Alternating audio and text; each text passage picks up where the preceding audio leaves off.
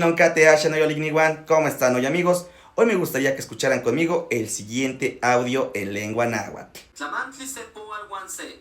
Lección 21. Tlacualchihualis. Cocinando. Koxmitzompaktia tontlakualchiuas. Quema, momostlaltica nitlacualchihua. Asha tlen tlakualtikonchiuas. Nikxiua xemolhuancastimol. Xinechonmachti kenin nikchiuas inyemol. Quema, xiuiki. Achto tipohpoa in yetl. Tiktehtemoliah tlakipia tetzitzi. Niman tikyekpaka uan tikapachoa. Niman tiktlalia maposoni. Tiktekilia istal uan yepasotl. Ma yekuiksi uan ye tikmajseua. Nesi amo tequillo. Amo.